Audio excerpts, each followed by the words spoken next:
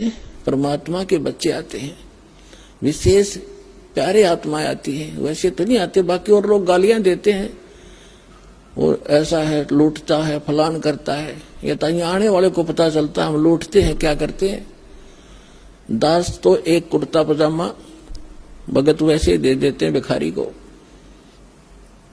या कोई पैंट कमीज, इससे अतिरिक्त कुछ नहीं मेरे पास। जो भी आता है सारा भगवान के बच्चों के लिए, सारी व्यवस्था में, खाने में, मैटों के लिए, पंखों के लिए, सारी व्यवस्था आपके लिए। किक पैसा परमात्मा का एज इट इज यूज होता है, और इसलिए आप फल रहे हो। अगर इसमें से एक नया पैसा भी खराब कर दिया जाए, मालिक साथ नहीं देगा आपको भी। इसके लिए थोड़ा सा एक कथा सुनाता हूं। एक नरसी नाम के भगत थे। पहले वो सेठ थे, माया में अंधे हो गए थे। परमात्मा ने रजा बख्शी उसके ऊपर, उसकी आंखें खोली। कोई पुत्र नहीं था, एक बेटी थी, उसका ब्याह कर दिया था। और संपत्ति इतनी थी, 56 करोड़ संपत्ति उसके पास थी। 56 करोड़ उस समय, आज तो मेरा ख्याल अरबों खरबों होगी वो। और कोई वारिस नहीं, और फिर भी इतना कंजूस।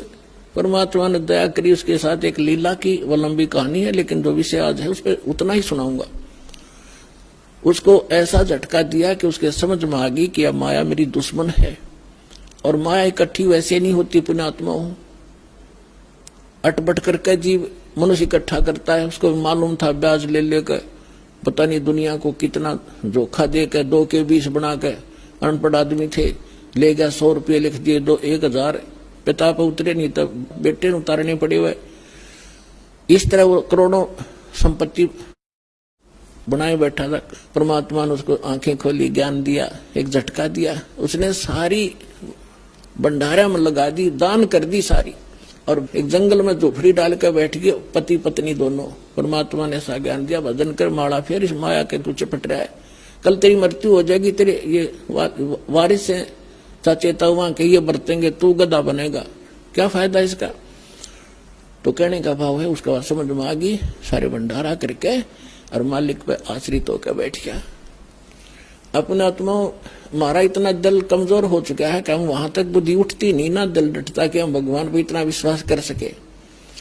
जैसे कहते हैं कि तुलसी बेरुआ बाग में, तुलसी बेरुआ बाग में शीतत भी मुरझावे, राम भरोसे जो रहे वो पर्वत पर लहरावे। बगीचे के अंदर बूटा लगा दिया, पौधा लगा दिया, सिंचाई करते करते खत्म हो जाता है, मुरझा जाता है। राम भरोसे पर्वत के ऊपर कोई संभालने वाला नहीं, कोई सिंचाई करनिया नहीं। कहते राम भरोसे जो रहे पर्वत पर लहरावे। तो हमारा इतनी बुद्धि उठती नहीं, लेकिन इसको उठाने का ये प्रोसीजर है। एक दिन ऐसी दृढ़ता होगी आपके अंदर, तो सर्वनाश होता दिखा आपने, आप दृढ़ रहना भगवान के ऊपर, फिर देखना ऐसा बादल टल जाएगा, दुख का कोई सोच भी नहीं सकते आप। अब नरसी ने क्या किया, झोपड़ी डाल कर बैठ गया। पहले उसकी हुंडी चला करती थी। हुंडी, हुंडी मीन जैसे आजकल बैंक है और बैंक में ड्राफ्ट बनाया जाता है, उतने पैसे जमा करा दो, उनको आप लिख के दे देगा बैंक की तरफ से कि ये 10 लाख रुपए का ड्राफ्ट दे दिया। आप किसी भी शहर में जाओगे, उस बैंक से आप वो पैसा वहां ले लोगे।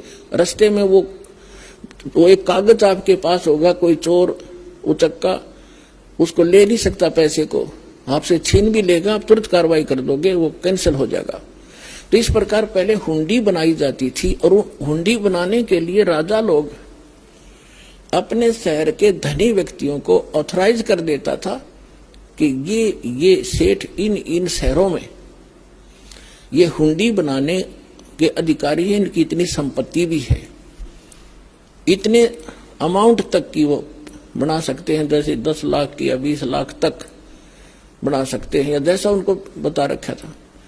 तो उनकी वो हुंडी बनाता था पहले, इतना धनी व्यक्ति था। कौन? नरसी, नरसी मेहता। 4 महात्मा थे, साधु भक्त।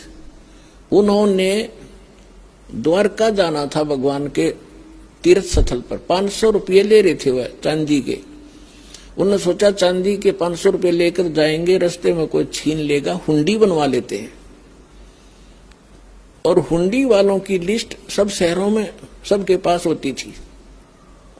सब जो भी हुंडी लेने देने वाले सेठ थे और उनके साइन और उनकी कोड वर्ड भी उनको पता होता था। तो उन्होंने सोचा चल हुंडी बनवा लेते हैं। उनको पता था कि यहाँ एक नरसी नाम का कोई सेठ है, वो हुंडी बनाता है। उस समय वो सेठ निर्धन हो चुका था, लेकिन राम नाम का धनी हो गया था। कबीरा सब जग निर्धना और धनवंता ना को धनवंता सो जानिए। जिस पर राम नाम धन, वह नकली संपत्ति तो ये रह जानी थी, असली धन मिला नरसी को, जंगल में बैठ गया झोपड़ी डाल के। अब वो नगर में गए, उन्होंने पूछा भक्तों ने कि भाई हमने हुंडी बनवानी है, या हुंडी कौन बनाता है? हमने सुना नरसी सेठ बनाता, उस नरसी का घर कहाँ है? तो उन्होंने, गांव वालों ने तो मजाक पा गया था, नाश कर दिया। अब समाज का, संसार और भगत का, जगत और भगत के विचारों में और क्रियाओं में अंतर होता दिन और रात का, इसलिए उनके मतभेद सदा से बने हुए हैं। तो वो लोग कहने लगे कि अच्छा नरसी, अरे नरसी तो भाई बहुत बड़ा सेठ है भाई, बिल्कुल वो तो, लेकिन आजकल नखरे करता है वो। महात्मा बोले भाई क्या नखरे करता है? पहले तो नाटेगा और ज्यादा दबाव देगे जो बनाओगा वो आजकल। बोले भाई है कहाँ? वो भाई सेठ है, लेकिन आजकल भगत बन रहा है, बाहर जंगल में बैठता, वही उंडी हांडी बनाता है। अब उन्होंने सारी पक्की जचा दी, भाई ठीक है। वो जाकर कहे भाई नरसी जी कहाँ है? ये रहा भाई नरसी जी, आ जाओ, आओ महात्माओं बैठो। आगे वो 500 रुपये रख दिए। अगले सेठ जी हमारी ड्राफ्ट बना दे। अब उसने नरसी ने कहा महात्मा जी मेरी हुंडी कैंसिल होली है, मैं सेठ नहीं रहा, मैं कंगाल हो गया। आपने दिखता नहीं, मैं यहाँ बैठा हूँ जंगल में। उन न पक्की जचगी, वो जो कहे थे गांव वाले सारी साची अब आएगा, ये तो नरा न कमर है।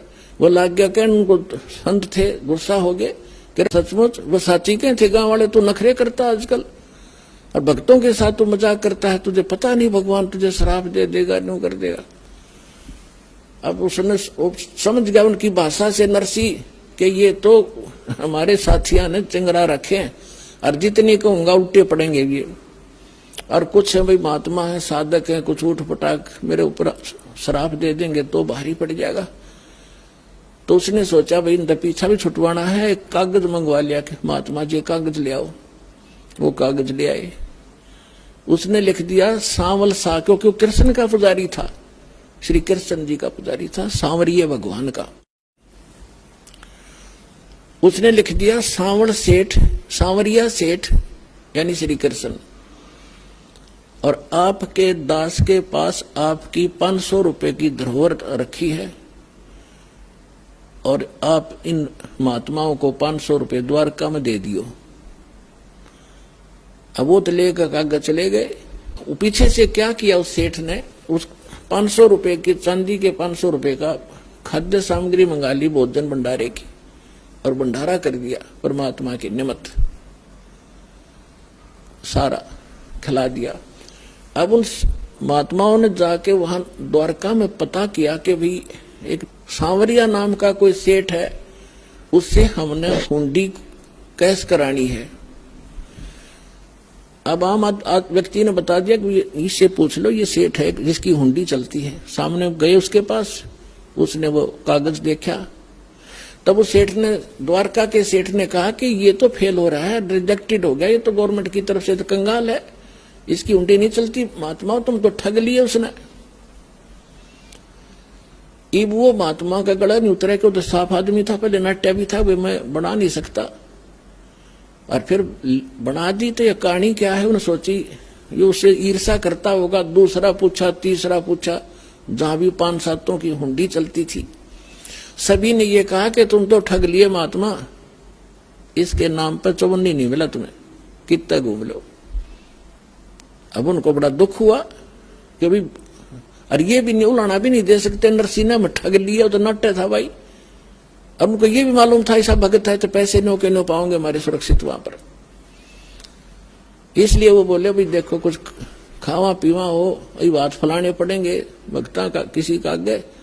सत साहेब जी। आइए अब देखते हैं संत रामपाल जी महाराज द्वारा लिखी पुस्तक अध्यात्म ज्ञान का गोला, पेज नंबर 19। जो पापी लोग होते हैं, जो तत्वदर्शी संत के सत्संग में नहीं जाते, उनको ज्ञान नहीं होता। वे पापात्मा अपना शरीर पोषण करने के लिए ही भोजन पकाते हैं। वे तो पाप को ही खाते हैं, क्योंकि भोजन खाने से पहले हम भक्त संत सब परम अक्षर ब्रह्म को भोग लगाते हैं, जिससे सारा भोजन पवित्र प्रसाद बन जाता है। जो ऐसा नहीं करते वे परमात्मा के चोर हैं। भगवान को भोग न लगा हुआ भोजन पाप का भोजन होता है।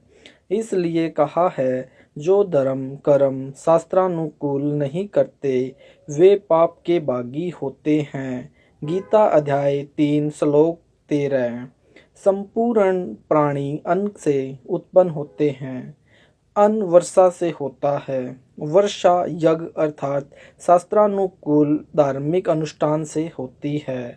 यज्ञ अर्थात धार्मिक अनुष्ठान शास्त्रानुकूल कर्मों से होते हैं।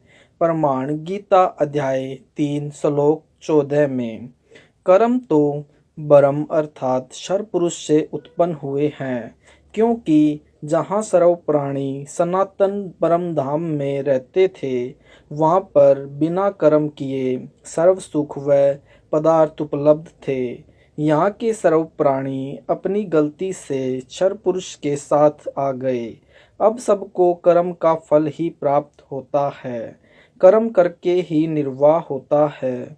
इसलिए कहा है कि कर्म को ब्रह्म क्षर पुरुष से उत्पन्न जान और ब्रह्म को अविनाशी परमात्मा से उत्पन्न जान।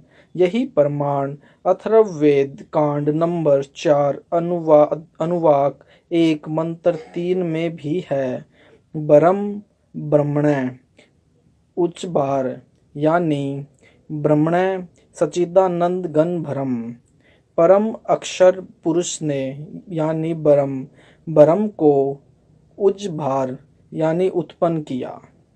नोट: गीता अध्याय 3 के इस श्लोक नंबर 14 में अक्षर शब्द का अर्थ अविनाशी परमात्मा ठीक है, परंतु जहाँ क्षर पुरुष अक्षर पुरुष तथा परम अक्षर पुरुष का वर्णन है, वहाँ अक्षर पुरुष व क्षर पुरुष दोनों नाशवान कहे हैं। वहाँ पर अक्षर का अर्थ वही ठीक है। गीता अध्याय 15 श्लोक 16-17 में वर्णन है। यहाँ अक्षर का अर्थ अविनाशी परमात्मा है, क्योंकि सृष्टि रचना से स्पष्ट होता है कि ब्रह्म की उत्पत्ति सत्य पुरुष यानी अविनाशी परमात्मा ने की थी। इससे सिद्ध हुआ कि यानी सर्वगतम ब्रह्म अर्थात जिस परमात्मा की पहुँच सर्व ब्रह्मांडों में है, जो सर्व का मालिक है, वह परमात्मा सदा ही यज्ञों अर्थात धार्मिक अनुष्ठानों में प्रतिष्ठित है। भावार्थ है कि परम अक्षर ब्रह्म को इष्ट देव रूप में प्रतिष्ठित करके धार्मिक अनुष्ठान अर्थात यज्ञ करने से, शास्त्र विधि अनुसार कर्म करने से साधक को भक्ति लाभ मिलता है, जिससे मोक्ष प्राप्त होता है। देखें यह चित्र पृष्ठ 20 पर। इसमें पौधे की शाखाओं को गड्ढे में जमीन में लगाकर दिखाया गया है कि जो तीनों देवा यानी रजगुण ब्रह्मा, सतगुण विष्णु, तमगुण शिव में से किसी की भी पूजा करता है, वह शास्त्र विधि त्याग कर मनमाना आचरण कर रहा है, जो गीता अध्याय 16 श्लोक 23-24 में अनुचित तथा व्यर्थ बताया है। जिसने सर्वोत्तम ब्रह्म अर्थात परम अक्षर ब्रह्म की पूजा नहीं की, उसको इष्ट रूप में नहीं पूजा, जिस कारण से उस साधक की साधना व्यर्थ है। शाखाओं को खींचने से पौधा नष्ट हो जाता है। अन्य देवताओं की पूजा करना गीता अध्याय 7 श्लोक 12 से 15, 20, 23 तथा गीता अध्याय 9 श्लोक 23-24 में मना किया हुआ है। देखिए यह चित्र इसी पत्रिका के पृष्ठ 21 पर सीधा लगाया गया पौधा जो शास्त्र विधि अनुसार साधना है, यही मोक्षदायक है। यही प्रमाण गीता ग्रंथ में है।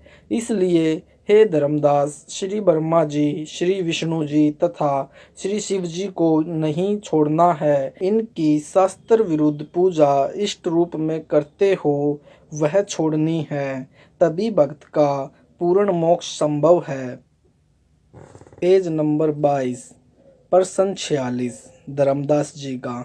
हे जिंदा, आप जी ने तीनों देवताओं यानी रजगुण ब्रह्मा, सतगुण विष्णु तथा तमगुण शिव जी की भक्ति करने वालों की दशा तो श्रीमद् भगवत गीता अध्याय 7 श्लोक 12 से 15, 20 से 23 तथा अध्याय 9 श्लोक 23-24 में प्रत्यक्ष प्रमाणित कर दिया कि तीनों गुणों यानी रजगुण ब्रह्मा, सतगुण विष्णु तथा तमगुण शिव की भक्ति करने वाले राक्षस स्वभाव को धारण किए हुए मनुष्यों में नीच दूषित कर्म करने वाले मूर्ख मुझ यानी गीता ज्ञानदाता ब्रह्म को भी नहीं बचते। अन्य देवताओं की भक्ति पूजा करने वालों को सुख समय यानी स्वर्ग समय क्षणिक होता है।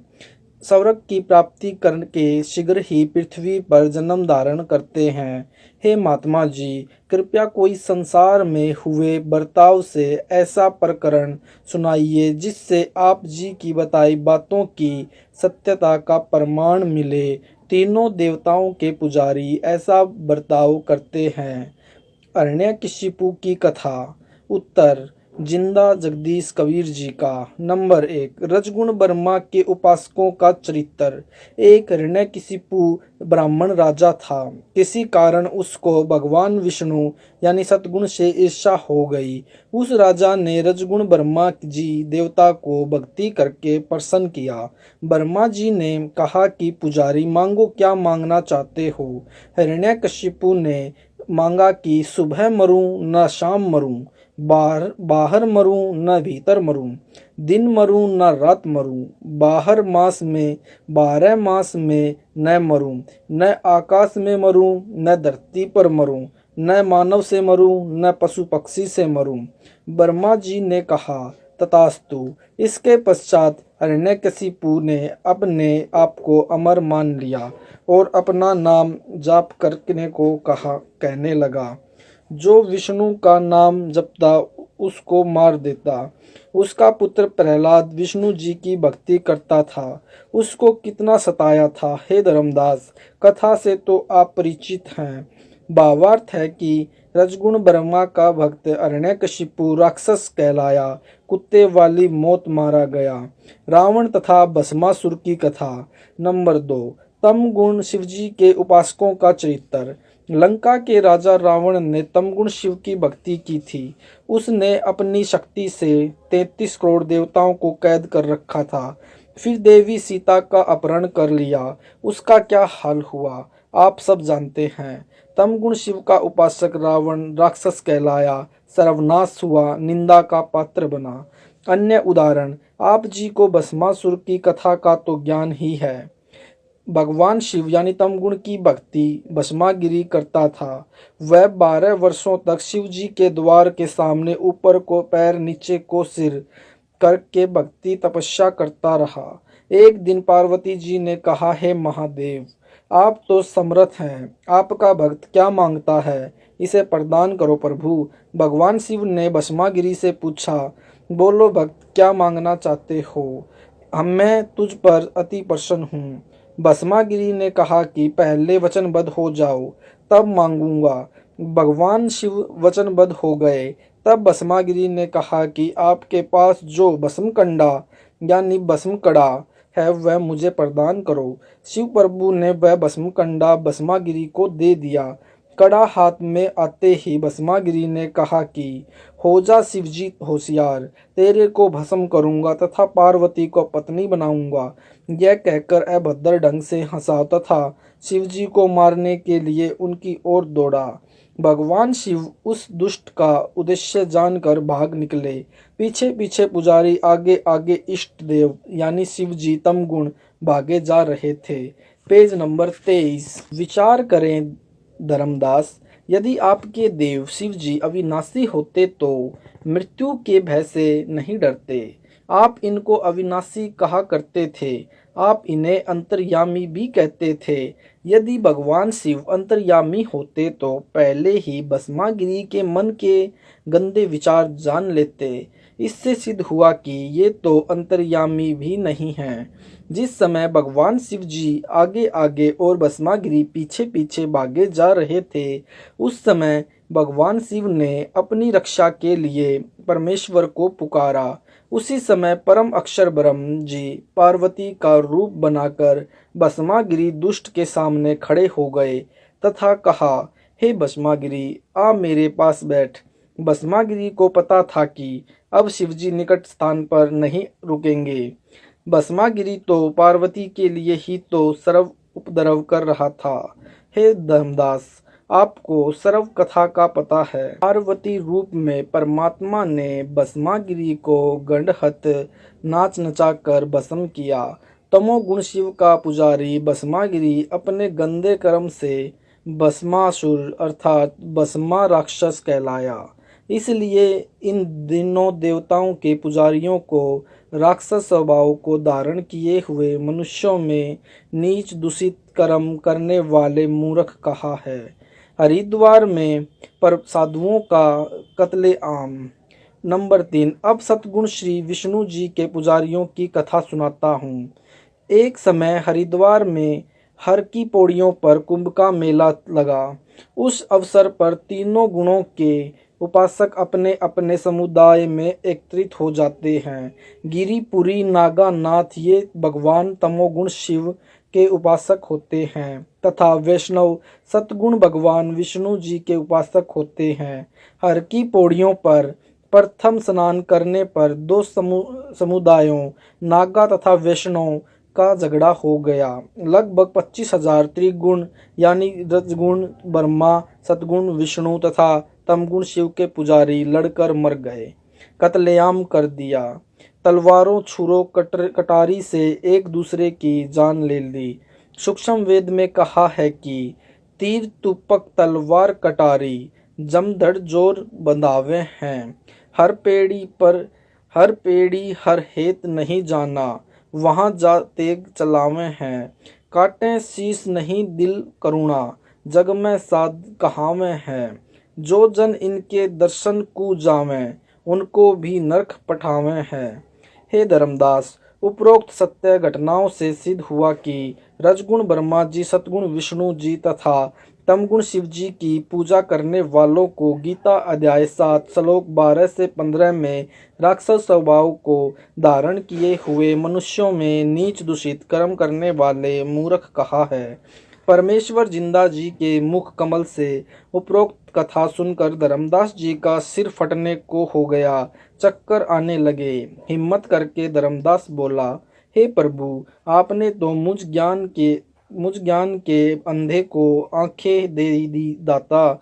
उपरोक्त सर्व कथाएं हम सुना तथा पढ़ा करते थे, परंतु कभी विचार नहीं आया कि हम गलत रास्ते पर चल रहे हैं। आपका 100 बार धन्यवाद। आप जी ने मुझ पापी को नरक से निकाल लिया प्रभु। प्रश्न नंबर 47 धर्मदास जी का।